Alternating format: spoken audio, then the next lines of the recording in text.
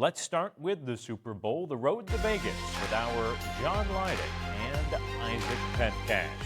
As our team continues its preparation for the big game, we're taking you behind the scenes.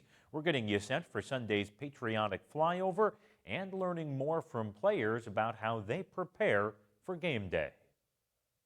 A busy day two on the road to Vegas here from inside Radio Row. Isaac, you got the opportunity to be a part of the pregame festivities and the preparations there, heading out to the Nellis Air Force Base. Boy, what an opportunity, and people that are going to play a big part of the countdown to kickoff. Yeah, indeed. The Air Force Thunderbirds, who are stationed here at Nellis, are going to be the ones who will be taking part in the flyover before the game begins, of course, right after that last quarter of the national anthem hit. And John, when talking to a couple of the Thunderbirds today, they talked about what a great spectacle it is for them, but also it's a culmination of why they wanted to be in the Air Force to begin with. I also had a chance to catch up with a father and son duo. The father spent 20 years in the Air Force, flew F-16s himself. His son wants to be part of the Air Force as well. They're more than excited and got emotional when talking about this event. Take a look. It's an honor. Las Vegas is our hometown, so it's pretty cool that we get to do a flyover here. It's awesome I get to do it in my last season. I mean, look at the jet behind me. It's red, white, and blue, and there's no better way to demonstrate America's team than to do a flyover for the #1 sporting event in America. I think about my family and what it means to serve my country and how proud my family is of me to have this opportunity. Also, this team is just that. We demonstrate teamwork. Just like you're going to see those teams on Sunday, it's going to be incredible the way you see us do this flyover. It's going to be awesome.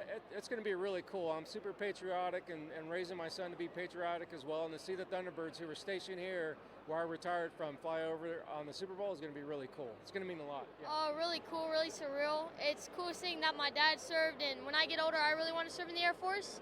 And all these people really show me that it's proud to be an American, and proud of all these people who served, and it's really cool to be here today. Now, John, when the F-16s exit the stadium and the national anthem's over, the Chiefs will try to win their third big game with Patrick Mahomes. They've been the ones here before, not that you would know that from what they said earlier today. Yeah, it's interesting, Isaac. Obviously, you have the veterans and the stay-holds that have been the core of this group, but you've also had, as we talked about recently, the young players that have come into this lineup. But starting with the offensive line, you have Creed Humphrey, a part of that core that Andy Reid talked about. They brought in 2 new offensive tackles this year that had to get adjusted. Creed Humphrey talked about just how they've kept that unit together. Plus, take a look at the receiving core. A lot was made about the drops. We talked to Marquez Valdez-Scantling, and then, of course, Drew Tranquill coming over from AFC West rival, the Los Angeles Chargers. Yeah.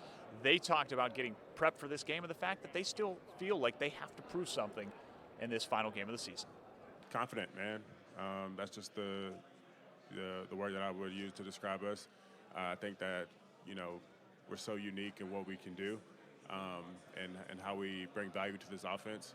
And so being able to go in and be those same guys, no matter what people say about us, what people think about us, and we're helping this team win games. We have a really solid group inside that is really close. We played a lot of football together, and they brought in 2 guys that are playing tackle for us now that have the same mentality. They want to be the best they can be. They're going to work to be the best they can be, and they've done a great job meshing well with us, and we built a lot of great chemistry throughout the season.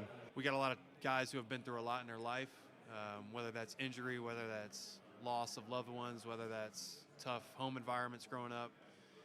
And we've got a lot of guys who have overcame a lot to be where they're at now.